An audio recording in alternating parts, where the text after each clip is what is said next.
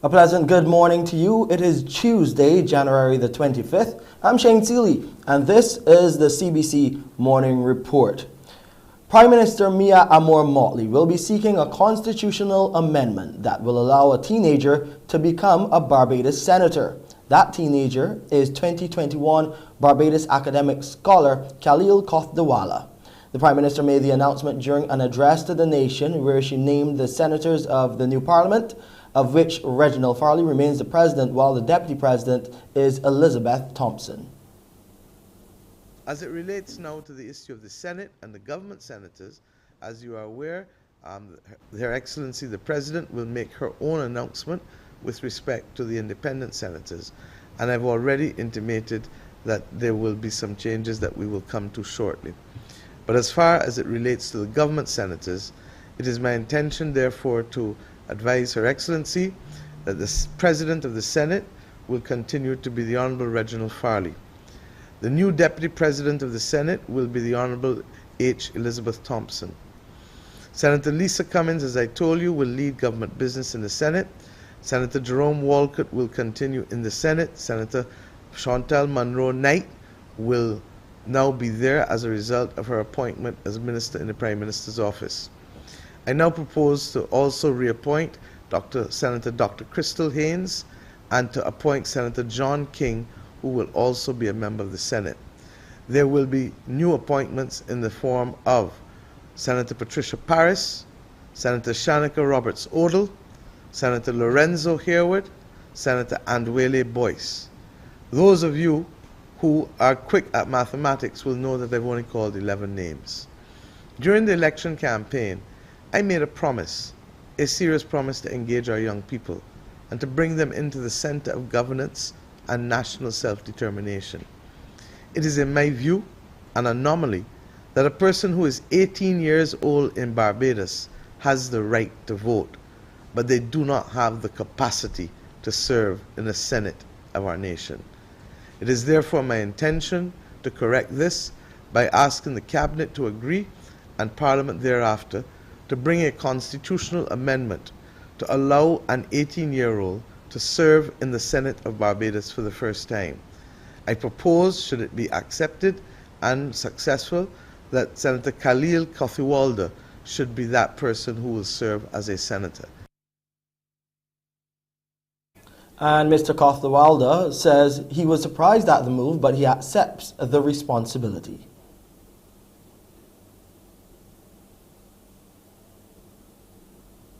I was shocked, I've received a number of messages, from persons saying that they expected it and so on. And I've said to all of them, I'm glad that you did, because I was absolutely shocked when I received the call a little earlier today.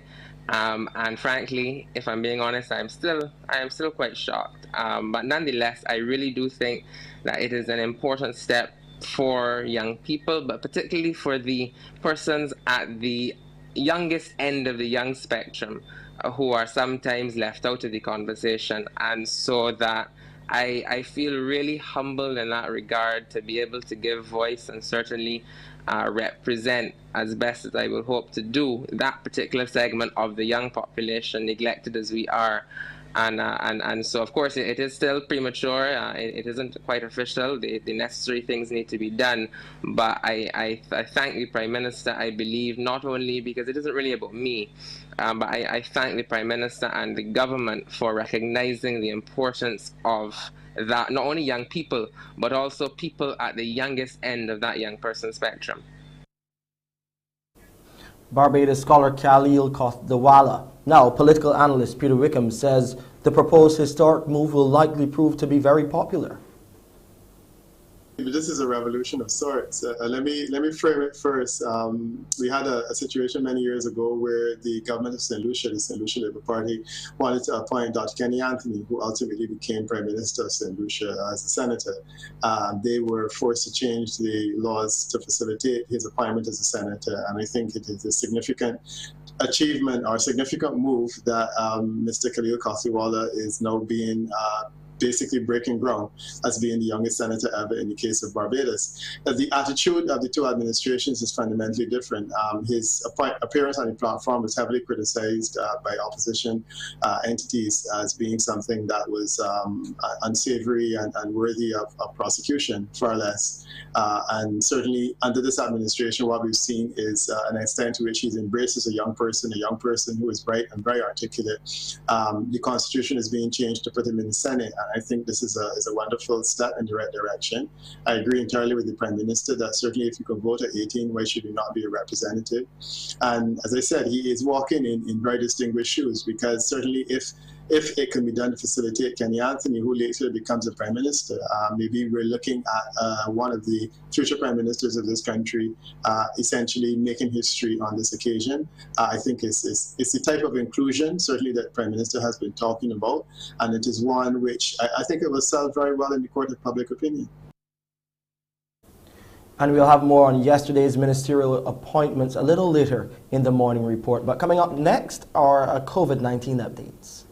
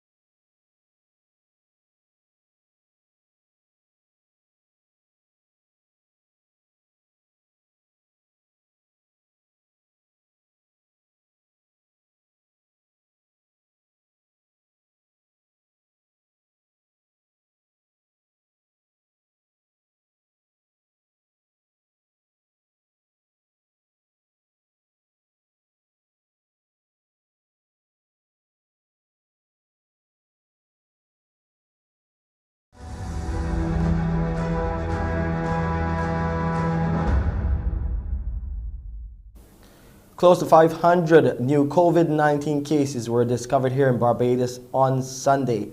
The exact number, 497, were discovered after the Best dos Santos Public Health Lab conducted 2,017 tests.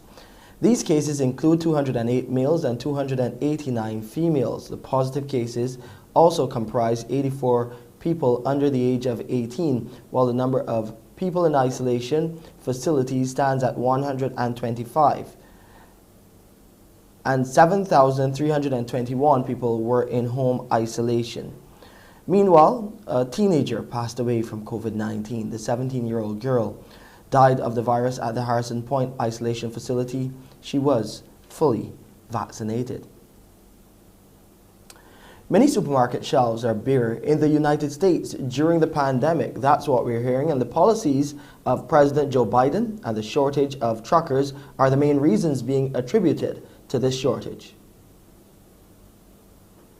Across the U.S., supermarkets are again experiencing supply shortages of such basic goods as milk, eggs, and other household items. A wave of Omicron cases, global supply chain issues, labor shortages, and extreme weather are being blamed for the lack of goods. Another contributing factor, the trucking industry. Some 70% of goods delivered in the U.S. are by road. The main lobbying group for the trucking company says it needs an extra 80,000 new drivers to get goods where they need to be.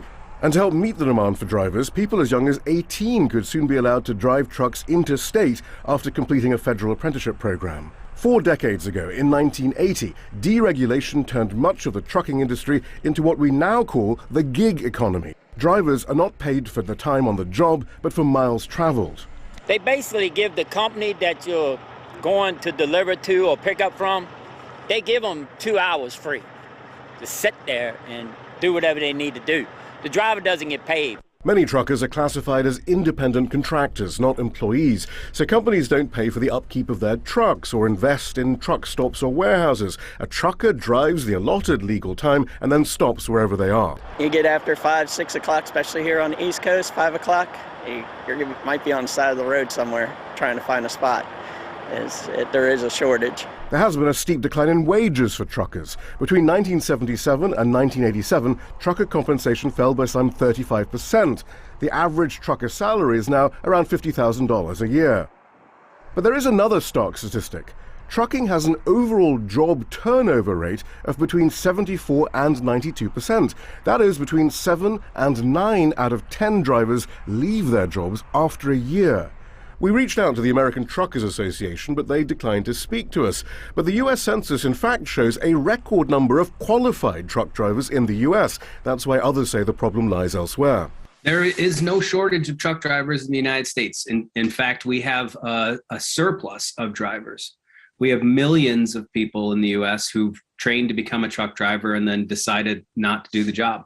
Dr. Vishelli says the trucking industry has used the same tactics since deregulation in 1980 to insist on further deregulation so that it can have as many workers to choose from as possible. That way, it can offer the least wages and benefits while maximizing its profits. Simply lowering the driving age is not going to make things better. It burns them out. Most people won't last 6 months. Something we've heard throughout this supply chain crisis is that it's decades of deregulation that focused on corporate profits instead of building infrastructure like truck depots, for example, and taking care of workers that got us here.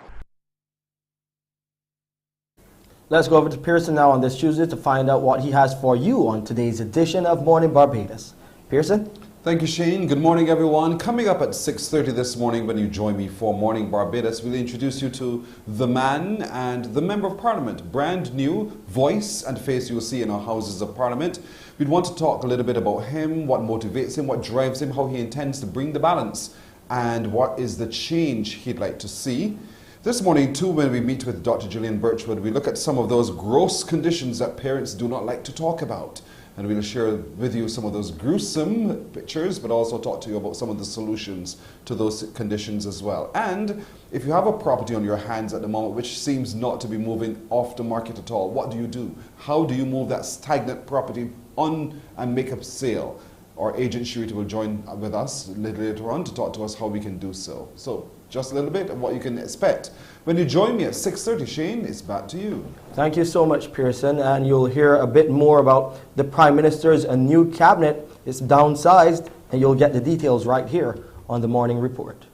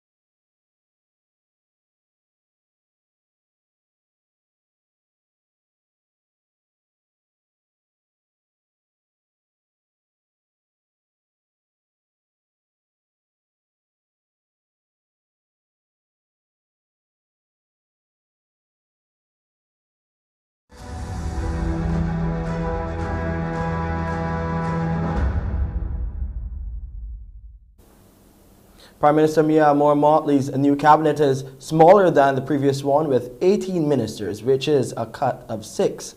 There are some new faces among the senior ministers and committees as well. In a statement to the nation last evening, the Prime Minister indicated she will retain her portfolio and named the Deputy Prime Minister as Santia Bradshaw.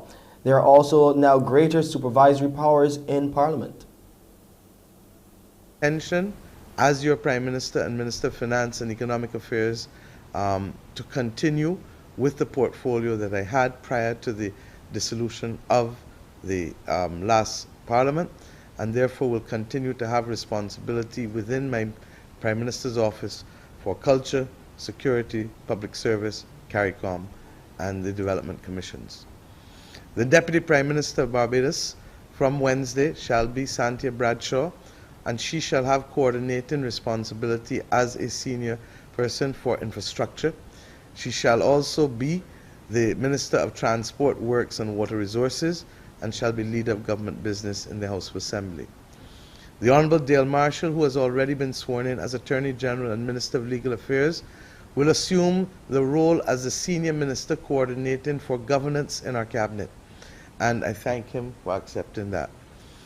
Jerome Walcott will be the Minister of Foreign Affairs and Foreign Trade, but he will be the senior minister coordinating for all social and environmental policy as we go forward with this new arrangements.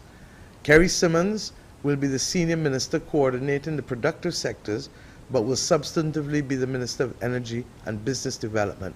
And may I say here that business development will include from small business to international business, because as we made clear in the last term, all global business is now local and all local business is now global. Wilfred Abrams will be Minister of Home Affairs and Information. Indar Ware, Minister of Agriculture and Food and Nutritional Security, will be retained. The new Minister of Health and Wellness will be Ian Goodin-Edgell. Lisa Cummins will be Minister of Tourism and International Transport, taking responsibility back now also not just for the Grantley Adams Airport but for the Bridgetown Port, which reverts to international transport. She will also be Leader of Government Business in the Senate. Kay McConney will be Minister of Education, Technological and Vocational Training. Dwight Sutherland will be the Minister of Housing, Lands and Maintenance. Kirk Humphrey, Minister of People Empowerment and Elder Affairs. Adrian Ford will be Minister of Environment and National Beautification, and might I remind you that the blue and green economy will now be within Minister Ford's portfolio and environment, with the exception of the Bridgetown Port, which goes back to international transport. Colin Jordan will retain Ministry of Labour, Social Security and Third Sector. Davidson Ishmael will be the new Minister of Industry, Innovation, Science and Technology. Charles Griffith, Minister of Youth, Sports and Community Empowerment. As before, Ryan Strawn will continue in my ministry, and he will be the Minister in the Ministry of Finance and Economic Affairs. And there will be a new person appointed in the Office of the Prime Minister as Minister in the Office of the Prime Minister, and that she will be Chantal Munro-Knight. Sonia Brown will be Minister of State in the Ministry of Health and Wellness, with day-to-day responsibility for the Queen Elizabeth Hospital and for NCDs, non-communicable diseases. Sandra Husbands will be Minister of State, both in the Ministry of Foreign Trade, but also in the Ministry of Business Development, stranding the two ministries, and this is a precedent that we've taken from other Commonwealth jurisdictions, largely because the two entities are completely linked and will require that kind of coordination. And weighing in again is political analyst Peter Wickham. He gave his views on some of the changes. We look keenly at the pick for Ministry of Health, because Ministry of Health is an extremely important ministry now, and the fact that she has moved Ian Goodin-Edgell to that ministry, I think is a significant development. I think it says she has considerable confidence in him. He performed extremely well in relation to his previous portfolios, and she was clearly impressed with what he was able to do, and has now given him responsibility for the ministry that has really taken the brunt of the effort in this pandemic. I think that is a significant appointment. Kay McConney's ministry should of necessity have always been a short-term one. I think that the idea of having a minister that is responsible for technological innovation long-term doesn't make a lot of sense, because one would assume that she would get to a point where the upgrades would be complete to the most part, and further upgrades can of course take care of themselves. That seems to be the case, and I think the Prime Minister Motley quite rightly determined that the Minister of Education now has to be technologically savvy, and one that can essentially take the education product and put it on a path towards greater innovation, and clearly this is what she's done. Kay McConney performed very well in the technology area, where she brought a number of things online, and my expectation is that she will bring a similar level of excitement to that post. In other news this morning, 12 people lost their homes yesterday following a fire in the city. Our Trevor Thorpe was there and followed this report. Fire engulfed 3 houses and damaged 2 others here in this tightly packed district of Lightfoot Lane in the city just after 11. Christopher Wood was in the area and captured the action as fire officers rushed in to put out the inferno. Divisional Commander Errol Gaskin says there are no major injuries, but 2 of his officers were affected. He started off with 2 fire attendants who reported that 3 buildings were compromised. And at this stage, the response has been upgraded to 4 fire attendants, 1 hazmat, 16 fire officers, 1 divisional officer and 1 station officer. The situation at this time is under control. The worst that we have is that 2 of our officers were exposed to extreme heat, who are now in the care of the emergency medical services. 1 with blisters to the forehead, and the other one with extreme singeing. But other than that, the situation is now under control. The fire officers were assisted by some of the residents. Spokesman for the group, Guyanese-born Marlon Richardson, says they saw the fire and could not sit idly by. The heat was real hot, you know, so. But yeah, we know if we do this thing and we know if we handle ourselves anyway, and it's better for everybody else.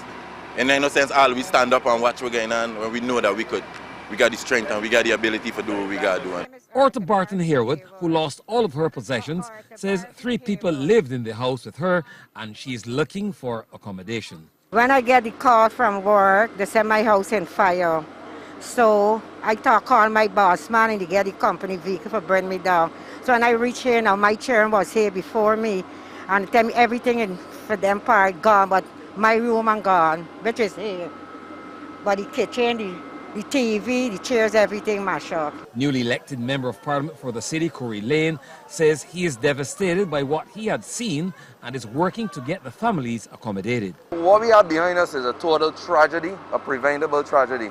That's how I see it. So we got about 5 houses damaged. 2 are completely damaged and 1 has some fire damage just surfaced and the meter melted.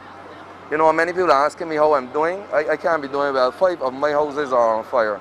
Mr. Lynn says he has already reached out to agencies for immediate assistance and he was glad the injuries are not life-threatening. This is not life. This is preventable. There's some programs I have in mind I'm going to have to implement sooner than later, like things like smoke detection, teaching fire safety on a more practical level, fireproof safes to protect documents, all these different things. These are very implementable, and as I said before, this is very preventable. Trevor Thorpe, CBC News. Further afield now, there is a political crisis in Honduras where the Congress has been split in 2 on the eve of the president-elect's inauguration. A vote on 2 separate directives in Parliament pits the president-elect against dissidents in her party who say the election of Jorge Calix was held in violation of parliamentary rules. Supporters of the Liberty and Refoundation Party celebrating in the Honduran capital, Tegucigalpa. At the swearing-in of their new President of Congress, Luis Redondo. Today, the deputies of the National Congress have acted opportunely to protect an action that was intended to be consummated today, to take control by the criminal structures that have governed this country. They intended to take control of this legislative power. That's because nearby, a rival congressional president was being confirmed, Jorge Calix. Today, a majority of 80 out of 128 members elected a new board of directors, and we are respectful of the outcome. The competing ceremonies deepen a split in the party of Xiomara Castro, who's set to become Honduran president on Thursday. Calix is a member of her party, but he's supported by a dissident faction who disagreed with her promise to give the leadership of the new Congress to Luis Redondo. He's a member of the Honduras Salvation Party, who helped Castro claim victory in November's election. Castro has called on her supporters to rally against the split, thrown the dissidents out of her party and branded Calix a traitor. If we as Honduran people continue to accept these practices, then what would be happening in the legislature would be to hand control of the state power back to the dictatorship. The dispute caused chaos in Congress on Friday, and Calix was chosen by the rebels. He's being backed by members of the National Party, which has led Honduras for the past 12 years.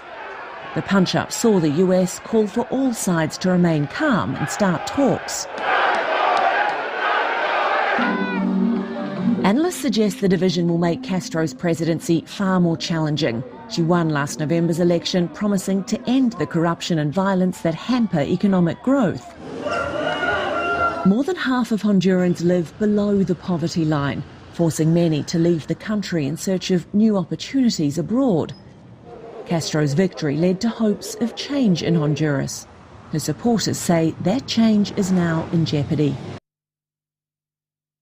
Staying on the international scene, Burkina Faso's President Roch Kabore has been detained by soldiers, with troops leading the apparent coup, saying his government failed to support them during the country's years-long conflict with armed groups.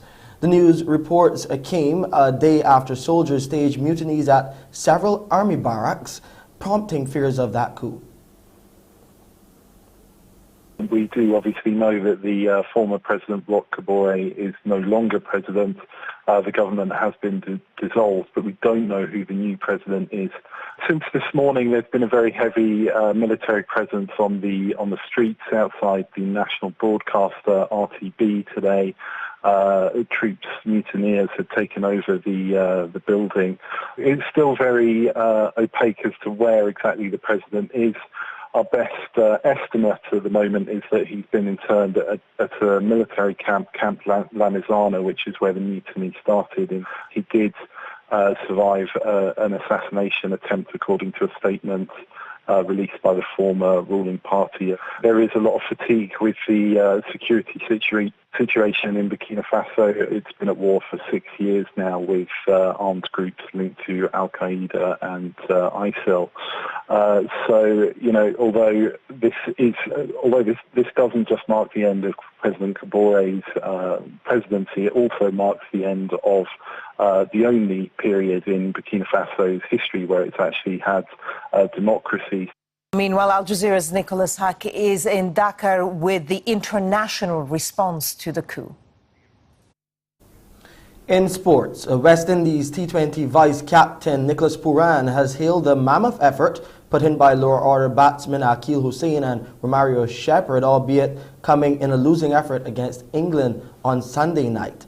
The English levelled the series after a narrow one-run victory at Kensington Oval on Sunday. Shepherd had smashed 44 from 28 balls, a tally which included 5 sixes, while Hussain also posted 44, but from only 16 balls, including a flurry of boundaries in the final over. You know, Akil and Shepherd have been working really hard on the batting as well. We know in our team we have a long list of hitters in our team.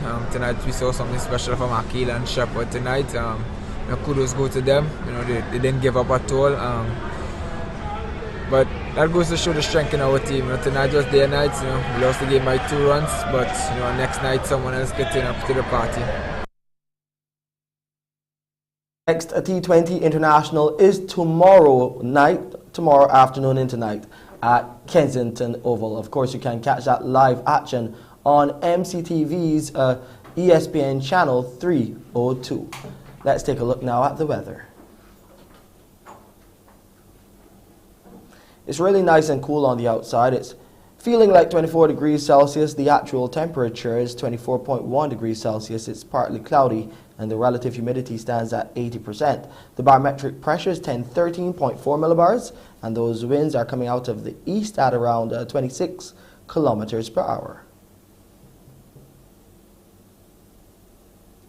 There will be a high tide this morning at 6 minutes to 9. A low tide will come our way around 25 minutes after 3 in the afternoon. Those seas are smooth to moderate in open water. Swells are peaking at around the 2-meter mark right now, but they are expected to increase. Today in Barbados, we'll get a mix of sunshine and clouds with the occasional brief scattered light to moderate shower. And tonight, we'll get a mix of clear skies and clouds as well, with the occasional brief scattered light to moderate shower. And here's a quick look at the international weather forecast. Really cold there in Montreal.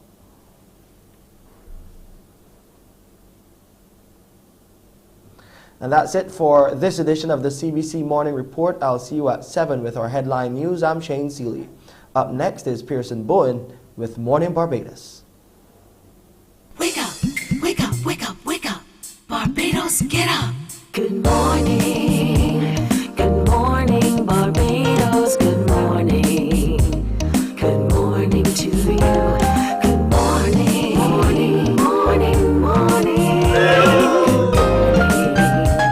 Good morning to you. Good morning. Morning, Barbados. Good morning. Good morning to you. Good morning. Morning, Barbados. Good morning. Wake up, wake up, wake up. Morning to you. Indeed, good morning to you. Good morning, everyone. Welcome to today. Welcome to Tuesday, January the 25th, 2022. I am Pearson Bowen, welcoming those of you here in Barbados and those of you across the world, so many of you. We thank you each morning for waking up with us. So watch us either on our YouTube channel or our Facebook stream. Always grateful for your company. I encourage you to like our page on Facebook, Mornin Barbados. You can interact with us right there. Your comments are always welcome. Thank you so much for that. It being Tuesday today, we'll be spending some time with Thornwood. Today we'll be looking at some of those exercises you can do with your children. Yes, and certainly we'll be hearing a little bit more about that and those things that we can do. Our agent Sharita will come by to talk to us a little bit about how we can move that stagnant property, how we can really make money out of it. It's stagnating. It's been on the market for quite some time. It seems to be going nowhere. So how can we move it? She will share from her expertise how we can do so. And our pediatrician, Dr. Gillian Birchwood, will share with us some of those gross conditions that parents just don't like to talk about, but we have to confront them face on. So look out for that and a whole lot more. Plus, a chance for you this morning to help me spot the location. That's right. So look out for that fun time when I engage with you on the phone a little later on. But let's get started this morning by getting to know the man and the Member of Parliament. This morning we're happy to be joined by one of the new faces in Cabinet. He will be gracing our TV screens, our radio waves everywhere. And his name is Corey Lane. He's the Member of Parliament for the City of Bridgetown. Corey, good morning to you.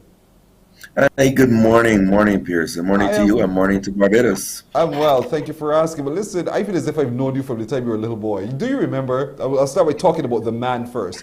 Do you remember those days as a little boy, yourself, Simon, Ali, all of you coming into the Voice of Barbados studios and sharing your points of view?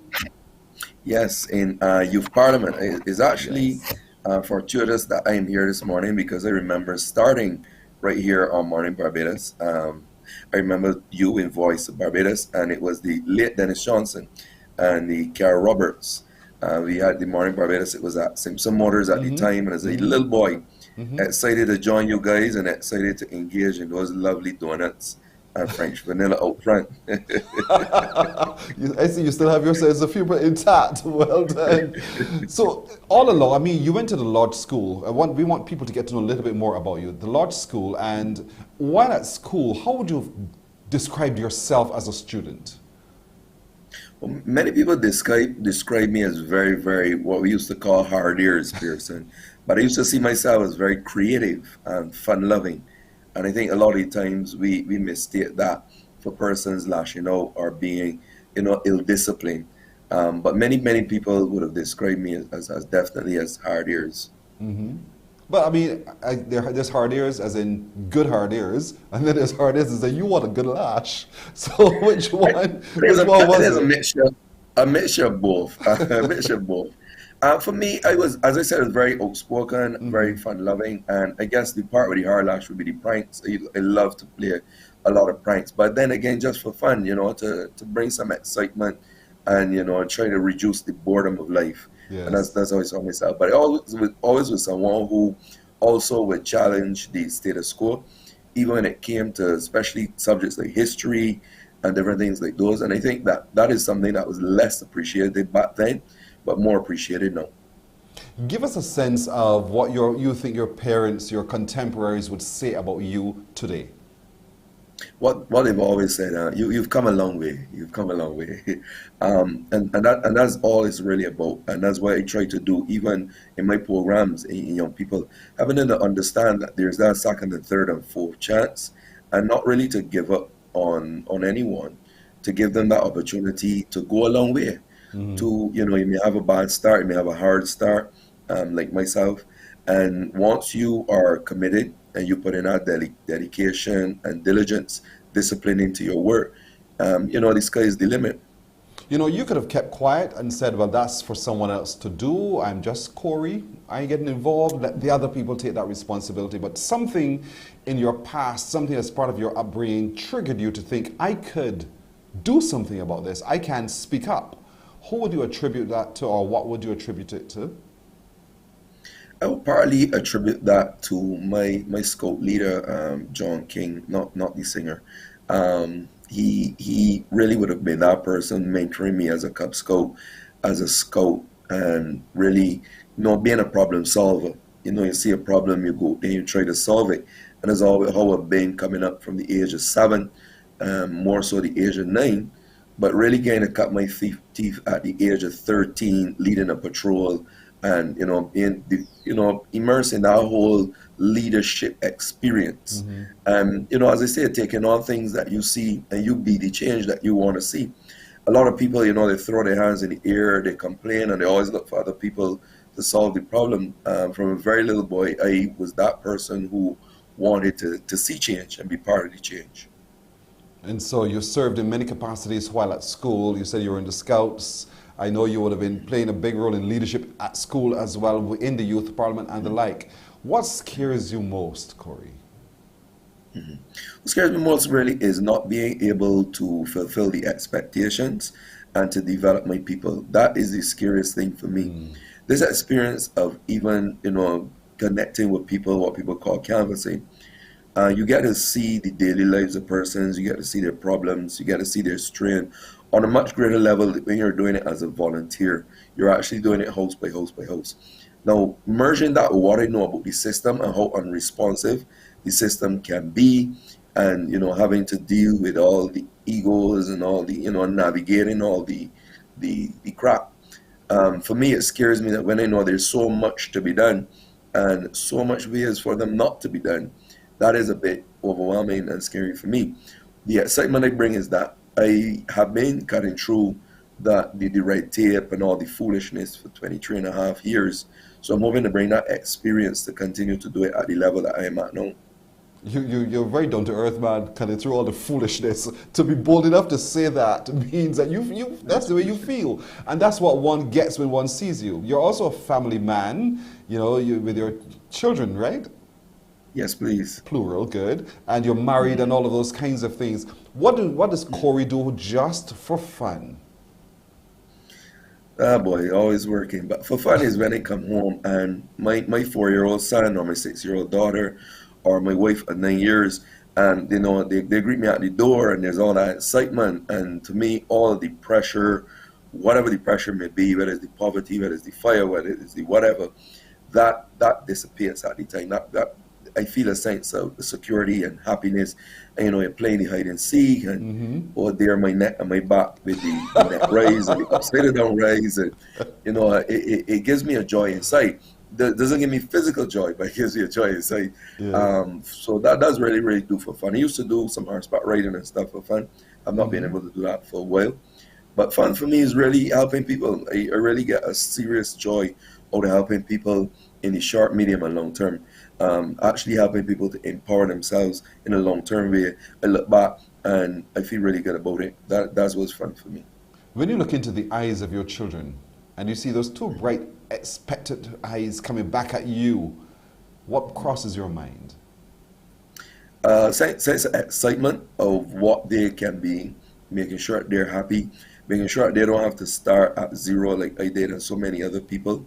But there's also a sense of fear in terms of where the world is going, in terms of crime, violence, climate change, those sort of things that, the other things that we don't have a lot of control over. The global society that we're going in, not matched by the education that we're giving our children, because I fully appreciate that they're going into a world very different to you and I came up expecting to go into in terms of technology, robotics, artificial intelligence. And I'm very concerned that in our society, we're doing a lot of the old things the old way, where I think we're putting them and other people's children at a serious disadvantage. So we have that excitement looking at their eyes and the glow and the sparkle, as you said, they do have that fear that we are not adequately preparing our young people for the next level and the future generation. How did you adequately prepare? Having left Lodge School, I know you've operated your own business, you do things, but how else did you prepare for the next stage of your life so that you can confront the todays of today? For me, it's to research and to do. One of the things I say in Barbados, we do a lot of talking. Although I'm known for talk show, I'm not very big on the talk. I do a lot of research. I look at trends, I look at history to know what is coming next. For me, I never really wanted to be a capitalist. I wanted to help people. And I did a lot of research in terms of what are the things that will be affecting people's lives. And then I just did it. I just do. Just go there, know what to do it in a sensible way. Looking at, strategies, looking at how to be smart about what you do, cost effective about how you do, and just get down to brass tacks, just get down to the doing part. Just like a rocket, you correct yourself in trajectory. But sometimes we have the over-analysis paralysis where we're looking at this thing, how is it going to work, what's going to happen, why it can't work, why it's not going to work, and we never get anything done if we adopt those approaches. But for me, it's about, doing the pilot and really getting the pilot off of the ground. We got a lot of pilots and pilot programs that ironically don't get off the ground because they're just things for people to tick a box and say, well, I tried that. But for me, it's about trying, doing, correcting, monitoring, evaluating, trying again, doing it better. And that's how I've prepared and that's how I've lived my life. Well, you're living your life in full glow of everyone to see. And so we've seen so much out of you. You've worked with the Live Up campaign and with Dr. Alison Lee across the region. What did it mean to you to be a part of that effort? That was really fantastic. Actually having the part as a Live Up hero was, a major part, but the bigger part for me was the social media and interacting with so many of the Caribbean people, trying to give them that personal advice, helping them to live up, helping them to change their lives. That was an experience and continue to be, because I'm in contact with some of them still. People in the middle of the night wanting to commit suicide and people not sure when they've taken a risk, what to do, and you actually, being part of a more robust interactive change when it came to HIV, sexual practices, etc. For me, that was a really, really, really a big experience, exciting experience to be able to be part of that Live Up campaign. When you relax at home, what's your go-to thing? Is it the TV? Is it a book? Is it just music? Is it just nothing? What is your go-to? Pearson, relax. What's that? I have to Google that. I don't know what that is. Really, actually, when I get overwhelmed and had a few bouts of pressure and depression and different things like that, for me it was YouTube and listening to things about Trump, because it helped you to know what's going on around the world, but it gave me a lot of comedy at the same time. So I must thank former President Donald Trump for a lot of stress relief. Spent a lot of time kind of learning about what's going on around the world, but also following up on the Trump antics. Yes, that's an interesting point of view. I think a lot of people got enthused by the things he said or did, so much so it really ignited the world. Now, what's your favorite food? Bajan soup with dumplings, without a doubt. That's my favorite food. I'm sorry, I don't share that one with you, but that's all right. Man, are you a Bajan person? I'm very much a Bajan, but not for soup. Not for soup. Oh man, I love soup. What's your favorite? Go ahead. The more ground provisions, the better too as well. But yeah. What's your favorite time of year? Christmas, for sure. But I had a song, why can't Christmas be all year round? And for me, that's it. People are most giving, and there's the colors. They say Christmas are for the children, but yes. I'm a child at heart. I just absolutely love Christmas.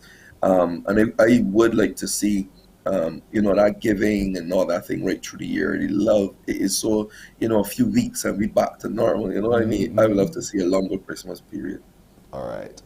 Just getting to know a little bit more about you. We'll take a break here. When we come back, we'll talk about Corey Lane, the Member of Parliament now, and the work you intend to do right after this break. Thanks for staying with us. Morning, morning, morning. Good morning. Good morning to you.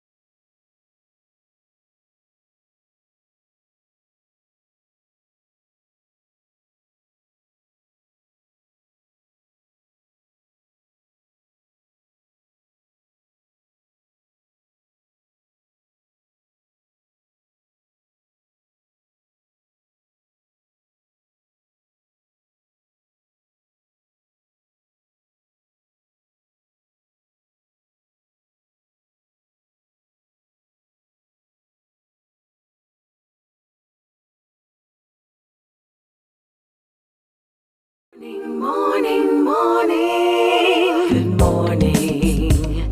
Good morning to you. With Corey Lane, his maiden speech as the MP, the representative for the city. Damien Best is there with Corey. All right. So we've got the representative of the city of Bridgetown with us, Corey Lane. Congratulations, your first time at the polls. You must be elated. I am. It feels surreal. I ask myself, is this really happening? But this is when we get down to brass tacks. This is when the work begins. I'm so excited to just get down to work. I feel like I've been talking so much. My voice is gone, but I'm ready to work. And I want to say a big thank you to the team behind me. I could not have done this by myself. My wife, my children, social media team, the everybody that just made, they brought the love. They brought the love of the city, the creativity of the city, the people. This is all about the people. This one is for you. And to the boots I fill and the boots I will bust through, Lieutenant Colonel Jeffrey Boston, he passed the baton to me, and now I do it for the people of the city. Talk to me about your initial plans. I know you spoke a lot about bringing back business to the city, a number of initiatives. Talk to me about that. It's really a continuation of the plans. As advisor of poverty, I was working on some housing funding, some housing grants. In terms of getting the projects going, they're going to be working along with the Prime Minister and the team in terms of how do we get sustainable jobs, how do we get business, how do we get investment back into the city. Those are the things that we're going to hit in the ground running. There are also a number of constituent concerns, and they are noted in my computer, my to-do list. Another one of the things I am so eager to get down to doing now that all of this is over. Obviously, did you expect such overwhelming support? I mean, first time at the polls and you're taking over, as you say, some big boots. I think as they have explained it to me, I've sown a lot, and now this is really the harvest of it. 23 and a half years of serving the people, doing the people's business. This is just doing it at the official level. No, to answer your question, no, I didn't expect that type of level of support. The invitation, the houses, the food, the drink, the hugs, the kisses in COVID, it wasn't really expected. Fantastic, congratulations to you. Thank you very much. Thank you, Barbados. Thank you, City of Bridgetown. Our Damien Best there with Corey Lane, the new MP for the city. And that new MP for the city of Bridgetown is with us this morning. Corey Lane, looking at that, has it sunk in yet that you, Corey Lane, with lane wide open now, it's no longer closed, that you are this member of parliament for the city of Bridgetown? To be honest, no, Piers, it has not sunk in. Sometimes I pause for a minute and say, well, what just happened there? Where am I? How did I get here? So no. And the other thing is that actually today is actually supposed to be my first rest day since election. I was kind of instructed to rest the day after or the 3 days after, but it's been the funerals, the fires, it's just been continuous. So hoping, praying that today be that day I do get some rest. And not just for me, but to be able to serve, because the mind needs to get that rest, so I can think clearly and get some stuff done.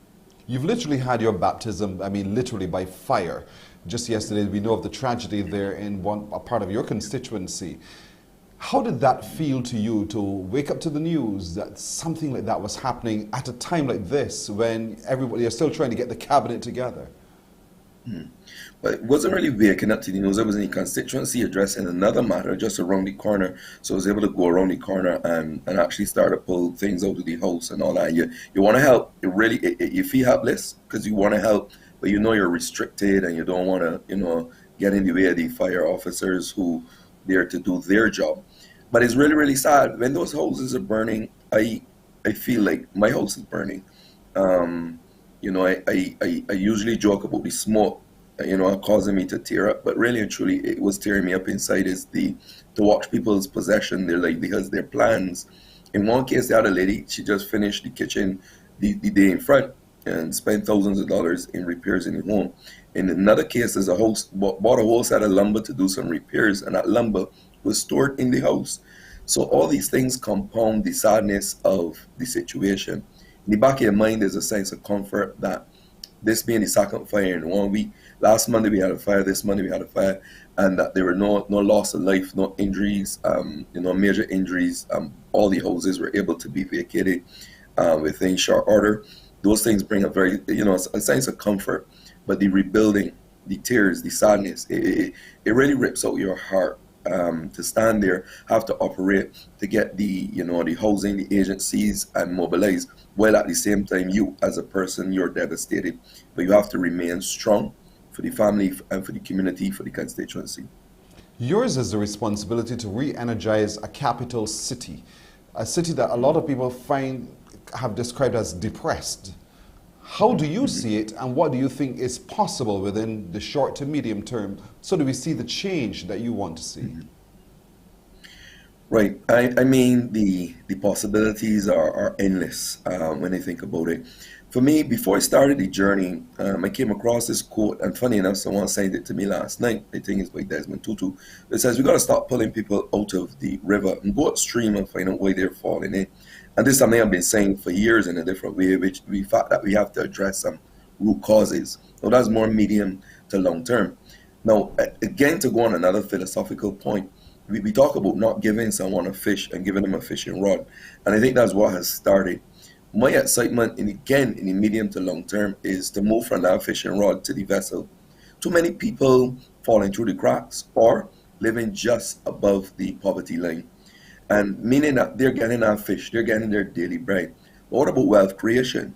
What about being able to meet your bills and your rent and have something left back to grow, to give your children so that they do not have to start at zero? So many working class people, Pearson, have to start at zero. When they're 16, 17, the parents already got them out the house and they start at zero and the cycle continues. So for me, it's about, working with cabinet to get those high quality jobs, high quality businesses back in the city, back in the country, to be able to create that employment and that room and that tangible room beyond the rhetoric for people to be able to make more than it costs to live so that they can develop. So for me, the possibilities there are endless. We got to address the roads, we can address the housing, the drainage, and all those things. But it starts with how can we empower people that they can have money in their pockets, they can have food on the table, but have that extra to save, to invest, to be able to have that extra and live well. There are many interests which you are required now to serve. The interests of the big businessmen and the big businesses, as well as the individual. How do you marry all of that, and how do you see yourself effectively being able to navigate through all of those interests to see the change that you want? I am not naive, but I think that all interests can merge at one point. And that is that one of the things that I see, even in following, as I told you, Trump for comedy relief, is that there's always this debate about how much we should do for big business and what's the effect of it, or sometimes we talk about loans or we talk about debt forgiveness and so on. And I think that it has a lot to do with lack of education. We have to understand that when you empower businesses, you have to empower it in a framework that these businesses in turn empower their employees, their investors, the shareholders, so that more wealth can trickle through, or not even trickle through, flood through the society. So my negotiation is going in with clear eyes that the fact that, businesses are there to make a profit, and for too long, the profit was supposed to go to the too few, where it goes in a couple of bank accounts or go offshore. But how do we empower these businesses in a way that they empower the people that are working with them, not for slave wages, not for just meager survival wages, but if you want to be empowered in programs, especially in the public-private partnerships, what are you willing to bring to the table up front, in writing, with commitment to the people that are working with you so that they can be empowered and be part of the wealth creation? What kind of shares are we going to open in these businesses if you want the assistance that you are asking for? So those are the kind of things, and that's kind of the philosophy that I'm going in with. What new do you, Corey, think you will bring to representation that would cause people to say this is something brand new happening, particularly in the city and happening through the energies of Corey Lane? Network, teams, and systems. Network. One of the things that I recognize already is that I can pick up the phone and call people, particularly at middle management, where the rubber hits the road, and get things done. And it's really done not through the authority behind letters in a name or titles, but through relationships. Again, near almost 25 years of relationship, and that has been helping. I think that that is going to be different. A lot of people that come to these roles come, from one particular place where I've had the opportunity to work in many, many, many areas, whether it be youth, crime, HIV, social services, finance, whatever. I've been able to work with that. That's one. Two, team. I think a lot of times, I don't want to be controversial, but a lot of times the team around people have a lot of thank you pics, a lot of loyalty pics. I believe in getting people that can get the job done. And through the election, I found that worked superiorly for me. And through my life, because I've never been in a position where I had a lot of paid people, but I had to use those relationships and networks, again, to get things done. So to put in the right people in the right place, you will see difference. And systems. I see a lot of systems here, very, very archaic, and I use a lot of different systems. I am not afraid to use technology. And these things speed up a lot of things. They make things more organized, and they make things work a lot quicker. Of course, you have your backups and so on, but systems, putting the correct systems in place. And I'll give you an example. Just on the fire yesterday, the systems you could use to log the information to get it out to the agencies, using things like Google Forms and getting them into the agencies in the same time, instead of having to put them in a book, go and record them, log them, and all these things for them to take days. Within hours, we had the families with the various personal effects, the money, the cash, the vouchers, etc. And that was done through technology, using the technology. Too many people are still not using the technology. That's just one example of systems, but just having certain systems in place to bring about implementation. What would be different in a lot of cases is implementation. We've had the discussions, the analysis, the papers, the recommendations. What I want to bring different is more implementation. I got you. So what was it like when you were tapped to be in the Ministry of People Empowerment? When did that call occur, and what did the Prime Minister say to you? Actually, it was at the same fire. I was calling because one would appreciate, although I was calling the middle management people, I wanted some guidance from the ministers, Minister of Housing, etc. But when I call, I realized there's no Minister of Housing. There are no ministers at all. So it was a funny day because I had to address that without any ministerial support. So I had to get my team to get on the line with the Prime Minister's team. So when she returned the call, we were discussing, giving an update in terms of the families, because she will reach out. She's that sort of caring person, and then giving the reports. Oh, by the way, I want you to do this. You gotta keep it quiet until this. But this is what I want you to do, kind of thing. But I was so focused on the fire that I was like, we just had that conversation. So it was just a very by the way, because I was supposed to go and meet with her late in the afternoon. Yes. But just as we were discussing the fire, that's how the return call came. Mm-hmm. So here you are now, you're going to be serving in the Ministry of People Empowerment. Opportunities that you are not afraid to tackle because that's your life's work, helping people all the journey through. And so you'll be able, hopefully, to get a little bit of rest before you take that up in earnest. When the swearing-in occurs, we'll be there to bring it live to you indeed. But it has been my tremendous pleasure this morning, Corey, to talk to you. I can still call you Corey for the time being before we go to the Honourable Corey Lane, Member of Parliament for the City of Bridgetown, because I've known you pretty much almost all your life. But, I really want to say well done. Our social media people are saying, they wish you all the best. Put the Lord in front of you. He will help you. Congratulations. That's on our social media pages. Congratulations to you, Corey, Prince Arthur. They're all talking about this. They're offering you all the best. From a Free Hill boy, that's Pat Davis is recognizing you this morning. And so, as you can see, sometime just check our Facebook page and you will see the comments for yourself.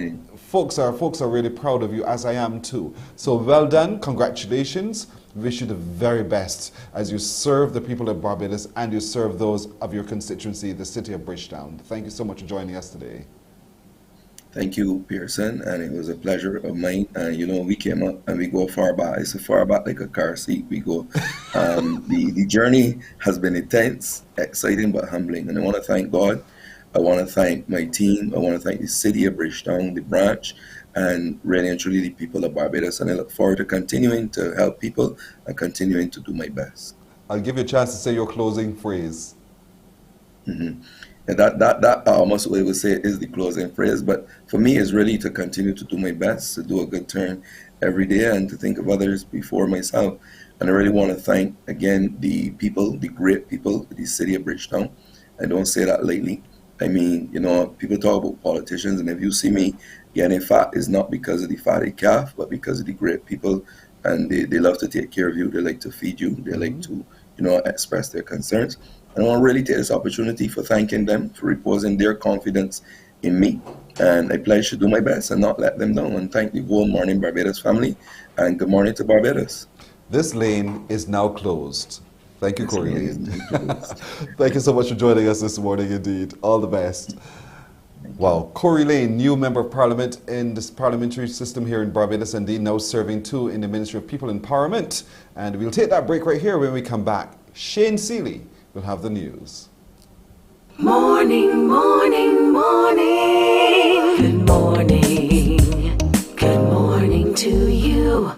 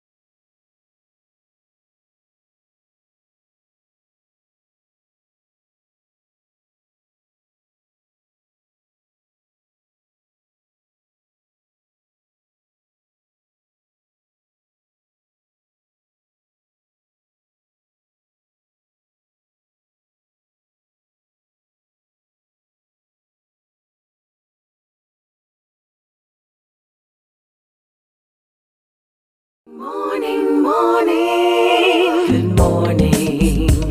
Good morning to you. Here's your headline news for this Tuesday, January 25th. In what is an historic move, Prime Minister Mia Motley will in the coming days seek a constitutional amendment allowing a teenager to become a Barbados senator. That teenager is 2021 Barbados academic scholar Khalil Koth-Dawala. The Prime Minister made the announcement during an address to the nation where she named the senators of the new parliament, of which Reginald Farley remains the president, while the deputy president is now Elizabeth Thompson. During the election campaign, I made a serious promise to engage our young people and to bring them into the center of governance and national self-determination. It is, in my view, an anomaly that a person who is 18 years old in Barbados has the right to vote, but they do not have the capacity to serve in the Senate of our nation. It is therefore my intention to correct this by asking the Cabinet to agree and Parliament thereafter to bring a constitutional amendment to allow an 18-year-old to serve in the Senate of Barbados for the first time. I propose, should it be accepted and successful, that Senator Khalil Koth-Dawala should be that person who will serve as a senator. And Mr. Koth-Dawala says he was surprised at the move, but he accepts the responsibility. I was absolutely shocked when I received the call a little earlier today. And frankly, if I'm being honest, I am still quite shocked. But nonetheless, I really do think that it is an important step for young people, but particularly for the persons at the youngest end of the young spectrum who are sometimes left out of the conversation. And so that I feel really humbled in that regard to be able to give voice and certainly represent as best as I will hope to do that particular segment of the young population, neglected as we are. Now weighing in on the move, a political analyst, Peter Wickham, says the proposed historic move will likely prove to be very popular. Certainly, under this administration, what we've seen is an extent to which he's embraced as a young person who is bright and very articulate. The Constitution is being changed to put him in the Senate, and I think this is a wonderful step in the right direction. I agree entirely with the Prime Minister that certainly if you can vote at 18, why should he not be a representative? And as I said, he is walking in very distinguished shoes, because certainly if it can be done to facilitate Kenny Anthony, who later becomes a Prime Minister, maybe we're looking at one of the future Prime Ministers of this country essentially making history on this occasion. I think it's the type of inclusion, certainly, that Prime Minister has been talking about, and it is one which I think it will serve very well in the court of public opinion. And on the COVID-19 front, 497 new cases were recorded in Barbados on Sunday. They were discovered after the Best dos Santos Public Health Laboratory conducted 2017 tests. These cases include 208 males and 289 females. The positive cases comprise 84 persons under the age of 18, while the number of people in isolation facilities was 125, and 7,321 people were in home isolation. Meanwhile, a teenager passed away from COVID-19. The 17-year-old girl died of the virus at the Harrison Point isolation facility. She was fully vaccinated. And that's your 7 a.m. headline news. I'm Shane Seeley. Back to you, Pearson. Shane, thank you. Shane will be back on TV 8 at 12 noon with the CBC News Day, and on radio we'll have news at 8 o'clock this morning. We'll take a break here at 6:30 after 7. We're coming back with our good decision of the day. Morning, morning, morning. Good morning.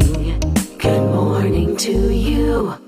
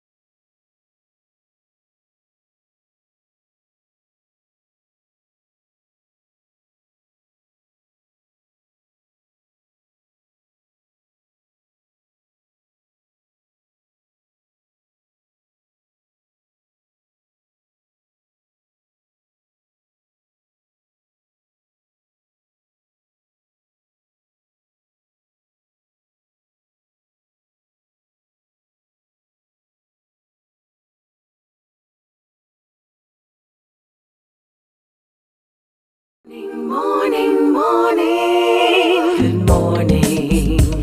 Good morning to you.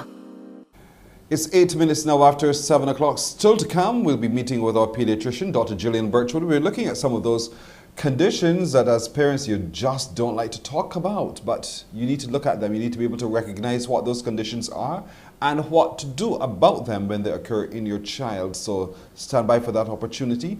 Thornwood will also share with us some of those exercises you can do with your children as both you, the adult, and the child build a healthier lifestyle and a greater fitness regime. And what do you do when your property is stagnant on the market? What do you do? How do you move it? Agent Sharita will tell us about that. But in the meantime, let's give you our good decision of the day. Our good decision of the day says, daily habit health moment, lunch break at work, and guilty as charged. Use your time wisely so that you can squeeze in a well-balanced meal and maybe even a workout, or at least a brisk walk. Thorn would love that.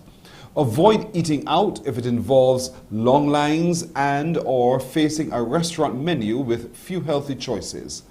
Packing a lunch from home ensures you get the nutritious food your body needs and carves out more time for activity, even if it's just a quick walk around the block. So use your time wisely today. Build into your routine a lunch break at work. Oftentimes, many of you sit at your desk and you eat, and then you stay at your desk and you go home, but you don't get up and move around. So perhaps that's what you do, or perhaps you just get lazy when it comes to choosing what to eat. And so we find ourselves making some very unhealthy choices.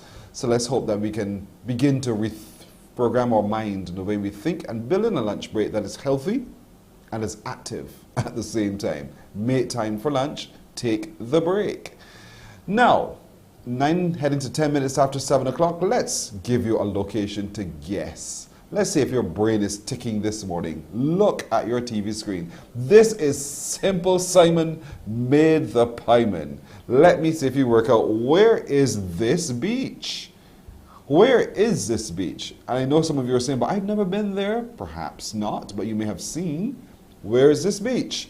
Call me now on 228-5562 or 228-5563 and tell me, where in Barbados is this beach? This is right here in beautiful Barbados, but where is it? Have you been there before? Have you seen or heard about it before? Where is this beach? 228-5562 or 228-5563. Call me and we'll have a little bit of a conversation and then I'll hear your answer. So where is this beach? It is here. Where is it? Good morning to you. Hello. Good morning, good morning, good morning. Good morning. So how are you doing today? Wonderful, thank you. Oh, fantastic to hear you. Oh, I'm great. Thank you for asking. Where are you watching us from? Black Rock. Where are you? Black Rock, St. Michael. Oh, you're one of those fast talkers. Black Rock, St. Michael. Do you hear that often from people? Girl, you start so fast. Do you hear that? Yes, I do. Uh-huh. And are you working on it? No, not really. No, I mean, that's because that's you, right? That's just who you are. Correct, correct. I understand. You know, when I started in this business, I used to read very, very quickly. Fast, just get it over and done with. And then one day I was reminded, you know, while we can understand your words, if you slow it down, perhaps we'll hear it a lot better. And just a word of advice, but that's all right. So, have you ever been to this beach? Yes, please. So where is it? Bass Rock. Have you ever been to this beach? Yes, please. Where is this beach? Bass Rock. You're sticking to that answer? Yes, please. You sure you want to? Yes, please. Have you been to every single beach on this island? No, oh no, far from. Precisely. So are you telling me that this beach is not somewhere else? I'm telling you that this beach is Bass Rock. What makes you so certain this specific picture is the picture from Bass Rock? Because of the little, what do you call them, the little statuette, the rock formations that the person put together. But I've seen those elsewhere too. Sorry, I didn't hear that last part. I said I've seen those elsewhere as well. Oh, so is there anything else that defines this as Bass Rock? Just the shoreline, how it is, yes. Have you ever bathed down there at Bass Rock? Yes, please. Okay. All right. I wouldn't stress you. What's your first name? Catherine. Hello, Catherine. Pleasure meeting you today. Catherine, you're absolutely right. It is indeed Bass Rock. But then again, you live near there, don't you? Somewhat. Catherine? I beg your pardon? Say again? You live relatively near to there. Very, very close to there. What can you tell me about the beach at Bass Rock? Nothing. What can I tell you about it? It's Yes. quiet. I like to go there and just sit and relax and meditate sometimes. Mm-hmm. Do you know that there's an area for children to play as yes, well? Yes, the little play park. Yes, I'm well aware of that, yes. And the restaurant that's there on the beach. Yeah, yep. The bath facilities and a whole range of things. So it's really fantastic. Catherine, thank you. Thank you so much for being such a smart Barbadian and identifying that location as Bass Rock. Catherine, have a great day. I wish you all the best indeed. Cheers. She's Thank right. you very much. You're very welcome. So if you get some time today, if you've never been to Bass Rock, I haven't been in years, then perhaps it might be the day that you take that drive down to Bass Rock and see for yourself the rock formation, thanks to Philip King, who has carefully placed all of those rocks so they stand in those lovely little statuettes. So take some time, visit Bass Rock today. It's a great area for the children, for the family, and perhaps for you and your... Anyway, enough of that. We're going to take a break right here. We're coming right back with more on Morning Barbados. Morning, morning, morning. Good morning.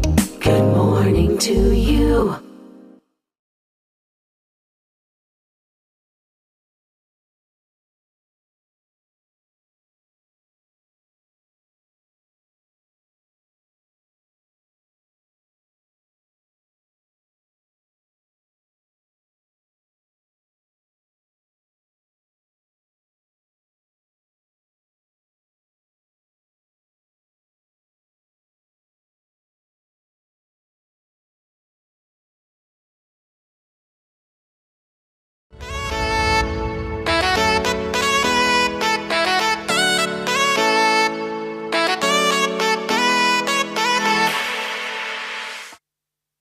We're 15 minutes now after 7 o'clock on a Tuesday morning. You know we always spend time with our favorite pediatrician, Dr. Gillian Birchwood. And she joins us now. Good morning to you, Dr. Birchwood. Good morning, Pearson, and to all of Barbados. The hair fluff up, as we say. Every now and then. I can't promise this every day. That's all right. But as always, good to see you. Thank you so much for joining us. Now today, we want to look at some of those gross conditions that parents just don't like to talk about. But there are conditions that attend our children and we need to be aware of them so we can deal with it when it happens. What are some of those conditions? Well, some of those conditions are, really embarrassing to parents. It makes people feel as if they're dirty. And I have a warning here. Here go my dogs. Here go my dogs. They're saying good morning dogs. You're going to be treated to the chorus. Oh, they're very loud. That's all right. But yes, so conditions like lice and ringworms and something called molluscum contagiosum, and also things like conditions that are contagious can be very embarrassing to parents and children, like warts, for example. Yes.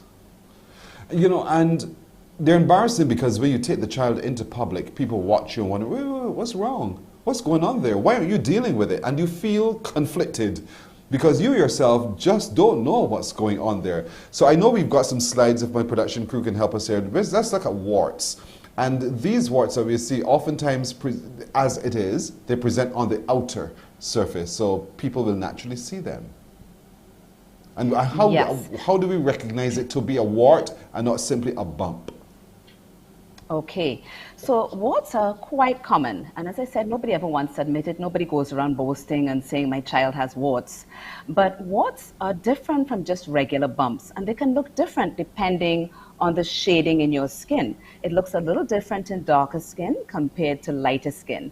So you can see that they are raised bumps, and you can see that it's in a very common location on the hands of the child, but you can also see them on the feet, the fingers, the face. And if you look very carefully at a wart, you can see lots of little dots, almost as if somebody took a pencil and drew a lot of individual little dots. And warts are caused by a virus, by the human papilloma virus, and they are incredibly common. Many people have the virus that causes it on their skin, although you may not necessarily develop warts. So if you see raised bumps on your child's skin, the hands, the knees, the feet, most times they're painless, but on the bottom of their feet, they can be painful when the child is walking around. But if you notice raised bumps that sometimes feel a little bit rough to the touch, then you should have your child seen by a physician, and they will prescribe treatment. Now, warts, they are harmless, although they look horrible. They are not transmitted by kissing frogs. That is definitely a fairy tale. And they can remain on the skin for a prolonged period of time. Even if you don't treat them, they will eventually go away on their own, although it might take a year or two. But because they're unsightly, we usually will err on the side of treating. So there are lots of over-the-counter treatments that you can use. There are patches that you can put on the child's skin. There are wart removers where you apply a very super cold applicator to the wart. And sometimes you need several treatments, but eventually warts do go away. They are harmless, but quite unsightly and embarrassing for the children who have them. But do they come back once they go away? Sometimes they can. So sometimes you need multiple treatments, or you might treat one wart and another one pops up in another area. So the key to know here is that it's harmless, eventually goes away. They can recur, but eventually they definitely will go away. I think one of those are the ones that everybody hides from. You just want to die, is the cold sore. People look at you rather strangely. Where did your mouth go? That's one of the first. Exactly. That's the first thing that crosses the mind. And so, what causes the cold sore in the first place? Cold sores are also caused by a virus. But when I say the name of the virus, people are going to fall on the floor because it's caused by herpes virus. Ooh. Not that herpes virus, but it's caused by a herpes virus. Herpes is a family of viruses. some of which are responsible for sexually transmitted diseases, and some of which are responsible for causing cold sores. Now, the trouble with herpes virus is that once it gets into the body, it goes and hides and remains like a little stowaway, hiding in your nerves. And so it looks as if you've gotten over it, but then when you get a fever, or you're under stress, or you get a cold, that's why they call them cold sores, and your immune system is down, then boom, that little hitchhiker pops right back up and says, I'm back. Yes. And you have the sores around the mouth, which are so embarrassing. You can sometimes have them on the inside of the mouth. And this is completely mortifying for older children, especially the tweens and the teens. Yes. They feel absolutely mortified. But most people on the planet have been exposed to the virus that causes cold sores, to the herpes virus. It's just that most people don't necessarily develop cold sores. So people who have them should not feel ashamed. Most people have been exposed to this virus when their family member has kissed them who may have had this same virus. So it's incredibly common. But the treatment is going to be, again, there are things that you can apply to the area so that you can help it to heal faster, and that's usually appropriate for children who are older than 2 years of age. In severe cases, you want to give an oral medication to help it go away, or if it's spreading or it's multiple. And in all cases, it's going to go away after a few days of embarrassment, unfortunately. You know, you used to see people dabble some white powder to help it dry. I can't recall what it is, bicarbonate? I can't recall what it is, but eventually it goes away, but because it lurks still, at any stressful moment, that cold sore can recur. Yes. It can definitely recur. And one important note about cold sores is that the virus that causes it, the herpes virus, can be deadly to babies, to very young newborn babies. So if you have a cold sore on your lip, your child has a cold sore on their lip, you should not have your mouth come in contact with the baby, because it can cause a life-threatening infection in very young babies. That is quite true. But as you said, sometimes you have it and you don't even know. So even that, don't kiss the baby, let the baby grow, let its immune system develop before you actually begin to snuggle up that closely. Fair enough. That's so scary for a lot of people. And so parents, pay close attention. Ringworms, you know, as a child you grew up here, don't play with that dirty water, you can catch ringworms. Is that how you contract it? Fortunately not. So the first thing to know about ringworm is it is not anything to do with worms whatsoever. So ringworm is actually caused by a fungus that is very commonly present on the skin in human beings and in our pets like cats and dogs. So ringworm, as you can see, it's called ringworm because of that ring-like appearance. It can happen on the scalp, on the skin of the face, on the chest. It can happen anywhere on the body. And when it starts up looking like little raised bumps. And then over time, those little raised bumps are going to spread out and you'll start seeing the ring emerge. The edge of the ring is elevated. That's where the active infection actually is. It's elevated. It may be itchy and scaly. And in the center, as the ring starts to get larger, you see clearing in the center of the ring, which gives it that well-defined appearance that we're so familiar with. It's transmitted by being in contact with others. It's not as easily transmitted as you think, but because children are always in contact with one another, they're playing with one another, they're wrestling with one another, they will be in direct contact with each other, and that's how it is spread. Or they get it from their pets, and of course they're always up under the family dog or cat. And so it's important to know that is how it is spread. If you have it on the scalp, it can also be spread by sharing combs and brushes. So it's very important, if you notice that hair loss or patchy areas on the scalp, not to share these items, because then it can be spread in this way. And you would treat ringworm by applying a cream if it is on the skin. But if you have lots of areas on your skin, or if it is on your scalp, then you have to get an oral treatment. A big mistake that people make when it is on the scalp is thinking that using a shampoo will get rid of it. Yes. When you have it on the scalp, it is actually growing down in the root of the hair shaft. And so if you put just something on the surface, it's not going to go away. So a treatment is required, oral treatment, which is usually around 4 to 6 weeks in conjunction with a shampoo. And then it will go away. But you don't need to stay out of school for all that time. There's often hysteria. Once you start treatment, within 24 to 48 hours, that child can go back out to school. So if it's on the scalp, within 24 hours of starting treatment, you can go back out to school. If it's on the skin and it's covered, you don't need to stay out of school. You start your treatment and you go to school.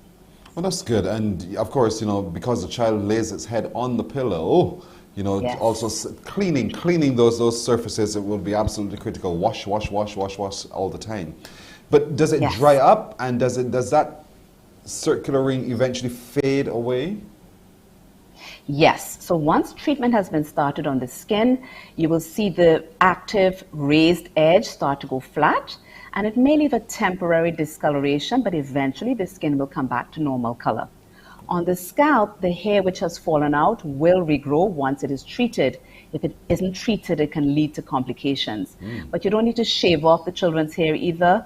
That is not going to make it go away. I always feel sorry for the little boys who then have a little buzz cut, a little army cut, or the little girls who have the hair cut. You don't need to cut the hair. It will regrow. Right. That's great news. Lice is another one of those gross conditions that nobody wants to talk about. You don't want to say to a soul that your child has lice. No, that's definitely a big taboo. The thing about lice is that when people hear lice, they think, ooh, you must be dirty to have lice. But actually, that's not true. Lice are an insect that simply like to live in the hair. And it is spread by direct contact, of course, from someone who has lice. When I see children sitting together and putting their heads together, I think, oh, I hope nobody has lice, because that's exactly how they just crawl from one scalp to the next. So how do you know if your child has lice? Well, the lice, they bite the scalp because they feed on the blood. And so the biting can cause irritation and itching. So itching can be the first sign of lice. And lice particularly like to be in the hair that's at the back of the head or around the ears. So that's where the itching can be most noticeable. And as a parent, when you're combing your child's hair and you have a close look, you might be lucky enough to see the louse crawling around, or you might see the egg casings, which are called nits. And those are firmly attached to the shaft of the hair. So you see these little white areas that you might think are dandruff, but you can't get them off because they are stuck on the hair shaft. And if you see that and you're not sure, take your child to the doctor. A simple examination of the scalp can tell you, yes, you do have the dreaded lice, and it's something that's very treatable. So there are different ways of treating it. You can apply you can wet your child's hair and put lots of conditioner to the scalp, cover the scalp over with a plastic cap. And what that does is it suffocates the lice. Right. And then you can get a lice comb, which is a fine tooth comb, and gradually go through the hair. And you can literally comb them out. You might need to do that every couple of days for about 2 weeks, and that can be very effective. In our population, though, our hair texture may not make it very easy for us to use a fine tooth comb. And in situations like that, you might then use their over-the-counter preparations that smell absolutely horrible, which are effective in getting rid of lice. And you can be sure that if your child has it, other people in the house probably have it, so everybody should just get treated at the same time, or you just have the infection spreading around and around the house again. That's what I was just when coming you to. Are treated. Because yes. You say they're creepy crawly, you're thinking bug spray, bring your head, bug spray, that should take care of it. But that's not what it is at all. No. That's not the treatment at all to apply here. No, leave the can of Baygon where it belongs. That's for the roaches. But there are other preparations that are over the counter. But lice are becoming resistant. So if you check again after you've done the treatment and you see them crawling around, you might need to try something different. Is it more prevalent in any particular race? Do more black people present with lice versus Caucasian, for instance? Or well, it doesn't matter? It is more common. You can find it in any race, but it is more common in people who are Caucasian, but you can certainly see it in children of any background. Right. Yes. So it's a myth that black people don't get it. We do. Yeah. Let's get to the big words now. Molluscum contagiosum. Did I say it right? Yes, you did. Almost. You get full marks, A plus, right? Thank you. So, Now, what is that? yes, it sounds horrible, but really it is a skin condition that's quite common in children. And so you see this little pearly looking, shiny, tiny rash that can occur. You see it on the face, you can see it on the hands, you can see it on the chest, you can see it on the knees, you can see it almost anywhere. And this is also caused by a virus, by a type of pox virus. That's why it has that little bumpy look to it. Yes. And when you see it, they're so tiny. If you look at it carefully, some of them have a dimple in the middle that kind of, we call it an umbilicus, like a belly button. So when you see this on your children, then that is quite likely molluscum contagiosum. You can take them to the doctor to confirm whether they do actually have it or not. And the treatment, again, this is harmless but unsightly. If it's in areas that are exposed that everyone can see, we will often want to treat it again just for the embarrassment factor, but not because it's actually dangerous. It will go away all by itself, but it might take over a year, which is why we'll often resort to treating. And it is contagious. If it's covered by clothes, you're not likely to be able to spread it. Now, the treatment for this, if you decide you want to treat it, then the treatment is that you will have a dermatologist usually apply a blistering agent. There are also creams like Retin-A. Basically, you want to irritate the rash so that your body will be able to, your immune system will kind of be stimulated to overcome the virus that causes it, and then it will go away. But they do tend to come back. They come and go and come and go. Are they watery? Because I'm thinking the raised surface, underneath there is some kind of liquid. Is that what it is? So there are very tiny blisters. So if you were to poke one, yes, they kind of do deflate, but they're really tiny and they're hard to poke, although parents certainly do poke them. Of all of these conditions, which ones present most often to your office in Barbados? I would say that I definitely see a lot of molluscum contagiosum and a lot of ringworm. It's incredibly common. And as I said, nobody's going to walk around talking about it. These are embarrassing conditions, but really nobody wants to talk about it. Very, very common. Another common condition that we haven't talked about that parents don't like to talk about is worms. Those are incredibly common. And, we have the pinworm, which is easily transmitted from pets. Children will show up with an itchy bottom at night. I didn't leave any pictures of that, thank God. But children will have an itchy bottom. And they scratch, they get the eggs under their fingernails, and they can spread it to other children that way by putting their fingers in their mouth. Easily treated as well. Well, that's good news. At least, folks, all of these are treatable, but of course you need to get to your doctor, your pediatrician, as soon as possible so you can get the assistance and the guidance going forward as well.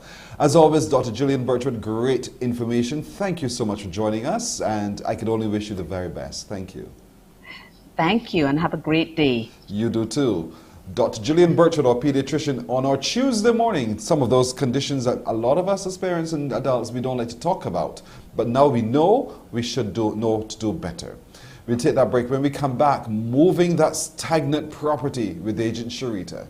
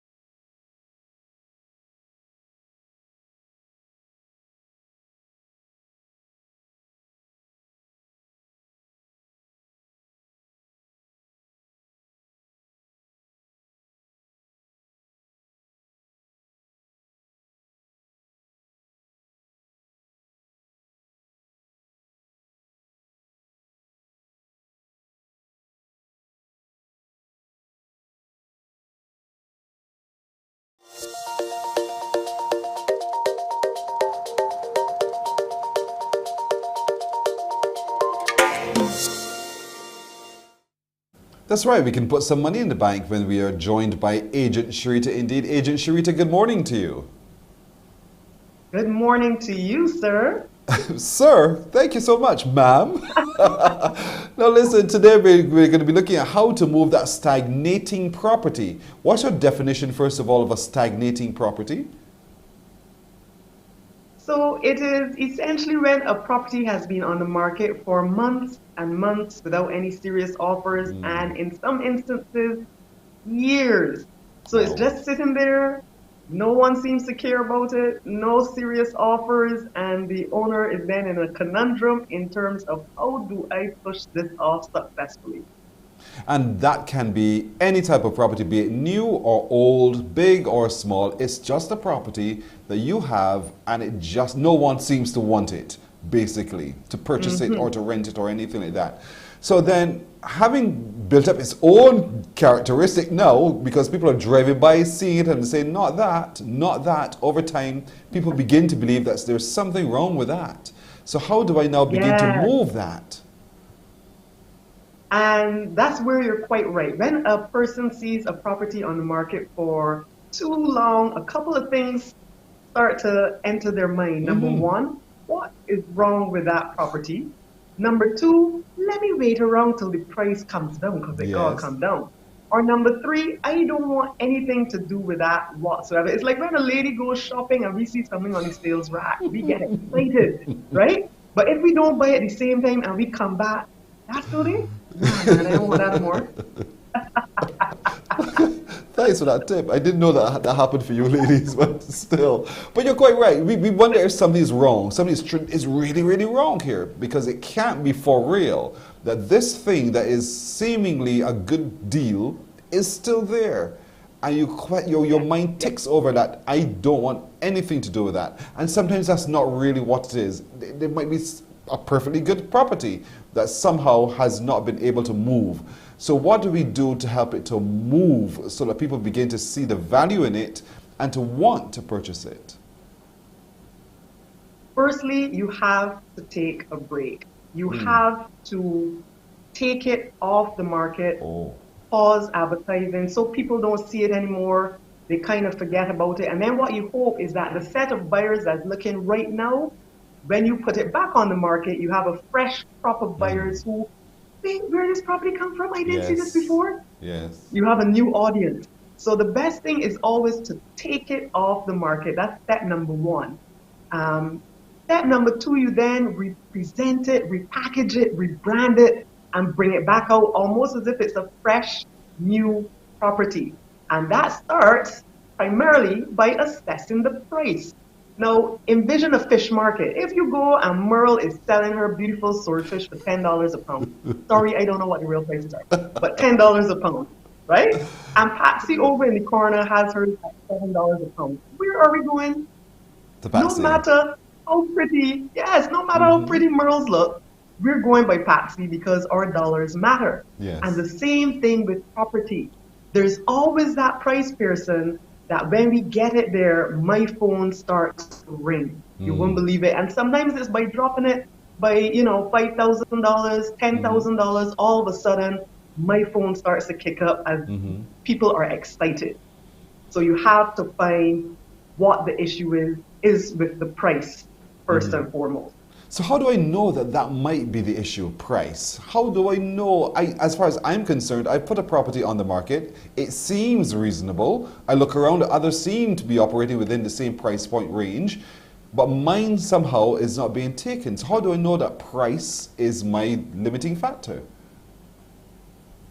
Well, up front, you should have used an agent. If you had done that, you would have known market conditions, you would have known where you stood in the market, and you wouldn't have pulled a price out of the hat because you painted the interior walls yourself and you thought the house was spec. Yes. So that's where you went wrong. Yes. You're quite right. But I also agree with your other point, which is take it off the market. Take it off the market. Let's rebuild the point of view about it. And sometimes when we overexpose a thing, people think, again, it's too good to be real, and they get tired. After a while, you get tired of seeing it, and the value of it diminishes in my estimation. So take it off the market, rejig it, represent it, and suddenly it's the latest thing as well. So we're gonna re-advertise, take it off the market for a little bit, re-advertise it. We are going to check our price points because we really want this property to move. What other tips can you give so that we can really get the money in the bank? So even in terms of refreshing your advertising, you go and take brand new pictures. Because that person's pictures before might have been too dark, the house might have been a clutter fest. You know, it might just involve staging some things. People might be looking at pictures and turned off because the kitchen just looks busy. So you literally start over with the pictures and how you put it out to the market. You make it look like a fresh new product, even a new description. Come from another angle and see in your mind how buyers are seeing this place. That's how you want to present it. You give your property a makeover. So that bush in front that you love because you planted it yourself, that may have been killing the curb appeal all this time. Cut it down. Yes. Find out what the negatives were from any buyers who saw it in the first place and try to make adjustments accordingly. Great ideas. So true. So very, very true. Reject. It comes out to the marketing. It comes out to the marketing again. How you present it, that property for sale, you know, and that, so that people begin to see it for the potential that it truly has in your mind as well. So just rejig a whole host of things, trim the hedge if it has to be trimmed, adjust the angle from which you take the photograph so that we begin to see a different perspective on the house and remarket as we go forward. But it's critical to have a real estate agent along who will guide us in the process as well. And Pearson, lastly, you take, as the owner, go comparison shopping, because you might be on an island by yourself thinking that your house is the best thing since sliced bread. Go comparison shopping. Go and visit those properties that appear to be in the same bracket as yours and see what they're doing that you're not. And when you go inside, sometimes you might notice, wow, they're priced a little less. The staging is so much better and fresher. The light coming through here. All I need to do perhaps is change my ceiling color to a white instead of the drab brown in the living area, and that might make it pop. So comparison shopping helps you to really know where you are positioned compared to the market. Because remember, buyers sit down in front of the internet and scroll through. They know all the prices, they know all the locations, and they know how all the interiors and exteriors stand, and they compare them. So you need to do that too, so you can position yourself properly.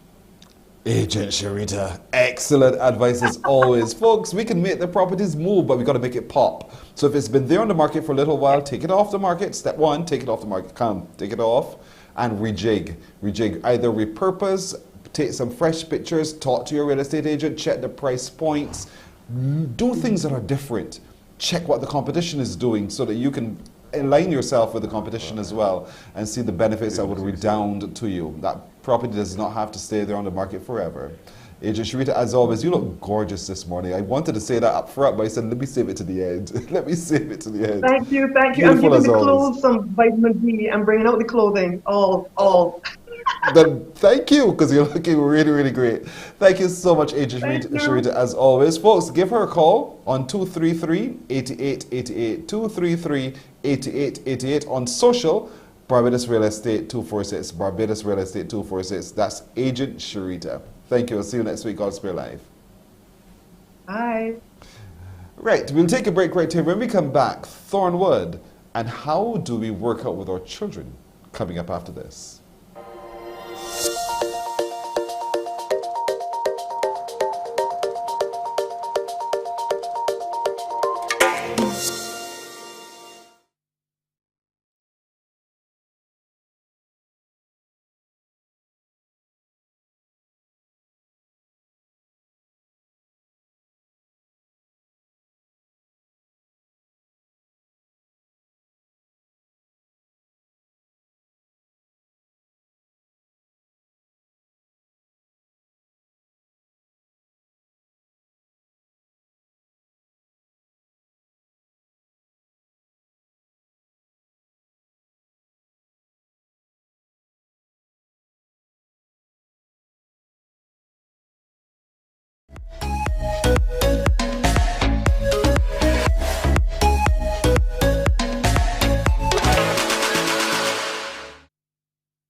We have 15 minutes now to go to the hour of 8 o'clock, and he is over there. That's Thornwood. I am over here, and neither the twain to meet. Thorn, good morning to you.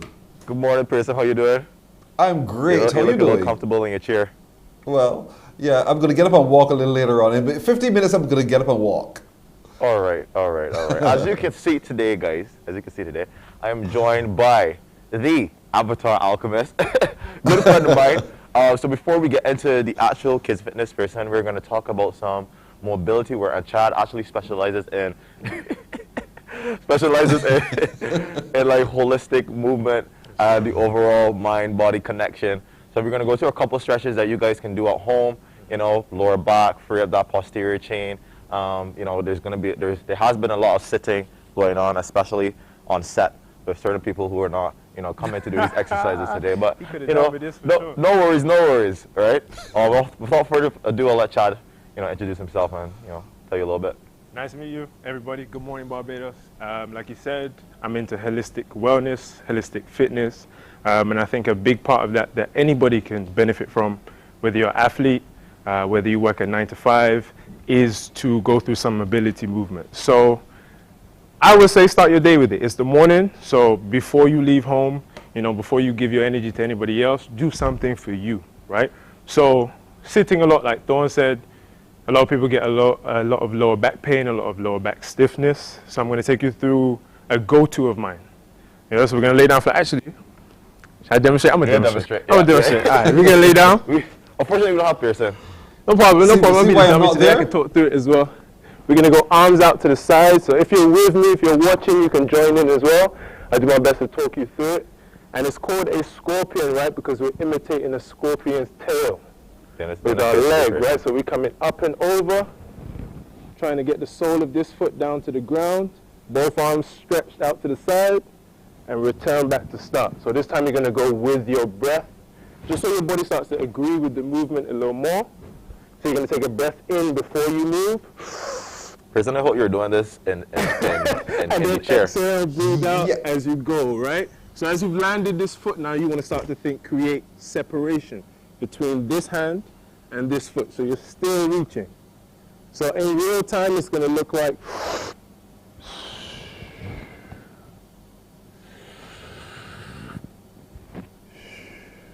if your back clicks, do not fear, so long as it's not painful. It's just the tension and the pressure leaving your spine. So that would be one, right? I want to add one more. Right. Before you move on. So when we talk about this, right? And I'll just drop you a quick question so that they understand. Are we doing this on our floors at home? Should it be a solid surface? Do they do this on their bed? You can do it on your bed. Okay. You can do it on a mat as well.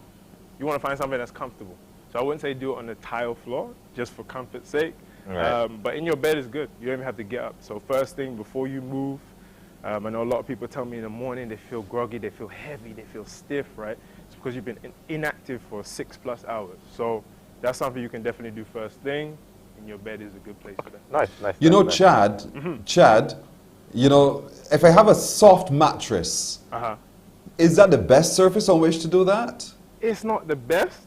Ideally, I would have you on like a gym floor. We would put your mat on the gym floor just so that there is enough pressure to keep certain parts of your body in place. Exactly. So you want a relatively solid surface. Because you're just going to start sinking in the soft mattress. Exactly. So what are you doing with a soft mattress?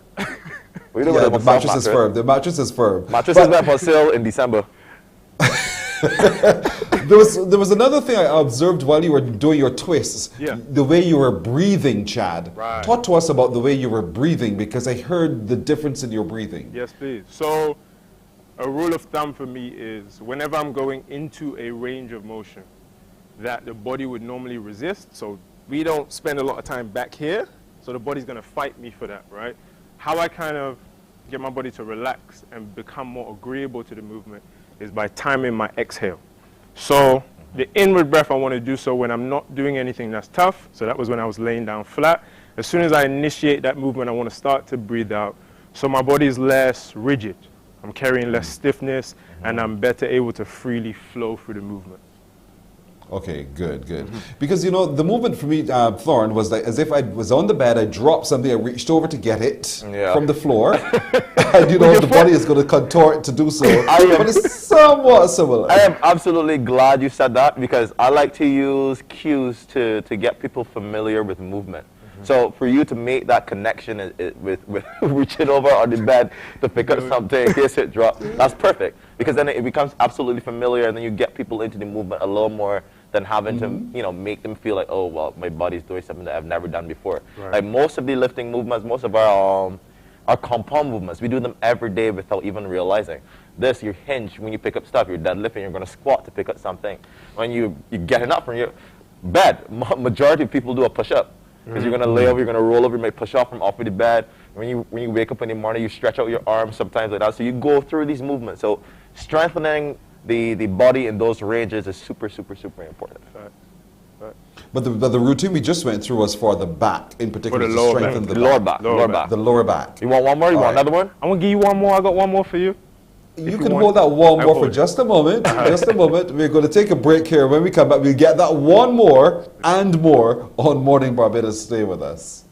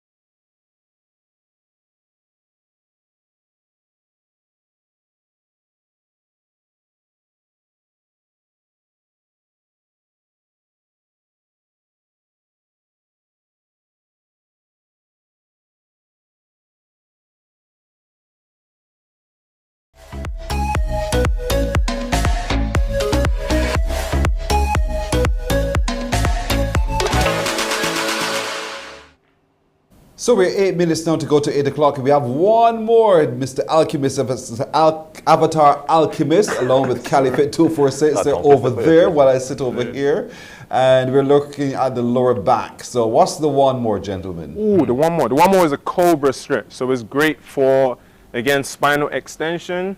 We're just trying to create as much space between each of those little puzzle pieces that make up your spine, right? Get into this one too. You can get into this one as well. Yeah, we need it. See, daily. This is also for me too. So tuck your hands in line with your chest. Same thing. We're still aware of our breathing, right? Elbows are up and they stay close before you move. So the easy position. We breathe in, and then we exhale. Press up, extend your arms, open up your chest. Try not to overextend. Person, you doing it? We can't see you. I hope you're doing it. He's doing it. He's doing it. I believe in it. And then we're going to breathe in my mind. And come back down. We're going to go again. We exhale up. And then this starts to become your tempo, right? So you know to breathe in, down. Going down for as long as you can breathe in. And breathe out, up. Create that rhythm. Yes, please. Breathe in, down. Breathe out, up. Sweet. So with both of them, I would say give yourself about 6 to 10.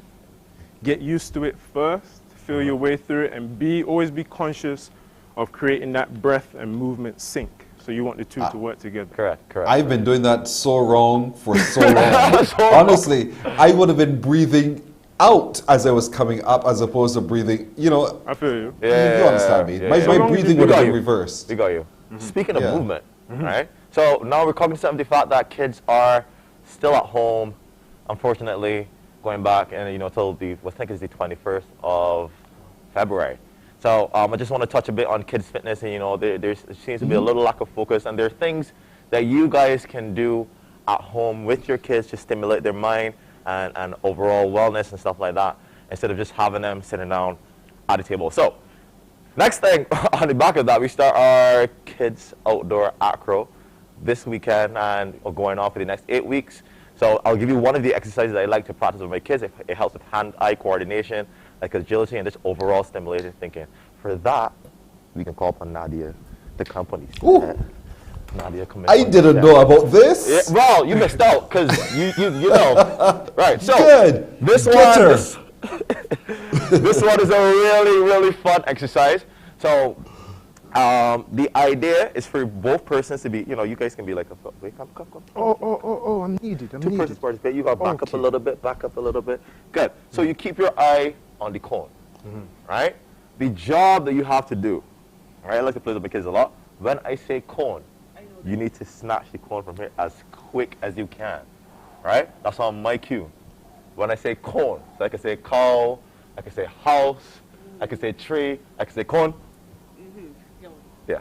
All right, so everybody's eyes are focused, and it's fun to play. You keep your kids engaged, right? And you can do you can do a lot of trickery with it. So, ready to start? Let me go.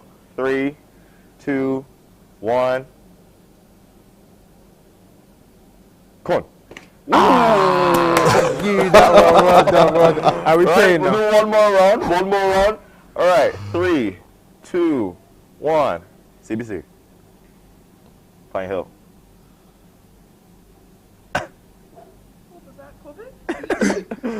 Cone. Oh, chap.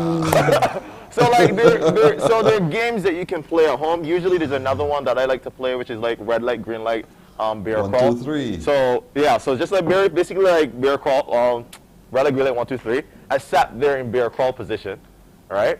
So bear crawl, hands are on the floor, hips are high in the air. They can either walk through to the top ring, or they can go both hands forward. So the idea is that I'm standing at the front here, and I say red light, green light, 1, 2, 3, and they move. There's another one we play. I'm sure, Pearson, you could do this one, which is red light, green light, handstand, right? So the object of this one is that instead of in bear crawl, your handstand walking up to me, I turn. The job is for you to either hold the handstand or get on a position that you can hold before you turn around. You have to go back, right? Outside of that, I just want you guys to be, speaking to the community in Barbados, to just be a little more cognizant of your kids and their fitness at home. I'm meeting quite a few kids who've just been, sitting down, playing games, and they're sitting down as well, having to look at the screen for an entirely, extremely long time. So, on the back of that, this week we start our outdoor gymnastics. Califit 246 complements Level Up Barbados and in-house, and I hope to see quite a few kids down there today. We're limited to a certain amount of spots because of COVID restrictions as well, but we're entirely outdoor. All right, so for those who want to be a part of it, how can they do so? You can reach us at Califit 246 or at Cali Kids Central. So it's CALIKIDS Central, CENTRAL on Instagram or Facebook. So Cali Kids Central on Instagram or Califit 246, of course. Gotta keep it simple, man. Simple. Simon made the payment after all. Send your emails to califit246@gmail.com. And Mr. Alchemist, yes, please. How can folks contact you? I am on Instagram at avatar, AVATAR _alchemist, ALKEMIST. So you can send me a DM. And yeah, let me know how I can best help you. I have one-to-one training. I do small group sessions. I run classes, high intensity, low intensity, whether you need rehab, recovery, whether you try and put some size on or lose some size, hit me up. The full range of services. Yes, please. And of course, Thorn, in-house continues. We can do it where you are, most convenient to you. Yep. Your schedule is your schedule. As simple as a call or email away, you can find us. Our trainers will come to you. That's not limited to just PT. We have massage therapists, physiotherapists on board. We actually send our physio out to someone who had like a sciatic issue. So we just finding ways to make training very, very, very available for anybody, especially those with busy schedules. I like your shirt, though. I really like your shirt. But I had a brought the brand today. We coming off in full effect this year. Realize. I could hear my technical director roll forward say, "I want one of them." Oh, that's no problem. That's no problem. You got to do burpees for the shirt, though. Nah. That's Working on it. All right, guys. Thank you so much as always. And next Tuesday, should God spare life, we'll catch you up. All right. Thank you. Good. There he goes, Thornwood and Mr. Alchemist. That's it for today, folks. Thank you so much for joining us. For my production crew, you saw her, Nadia Foster, my producer, Rowell Ford, our technical director, Michael Sobers has been our sound engineer, and master control has been the one and only Tamisha Green. I'm Pearson Bowen. Thank you and wish you a wonderful today. Looking forward to seeing you tomorrow. Take care. Bye-bye. Wake up, wake up, wake up, wake up. Barbados, get up. Good morning, Barbados, good morning.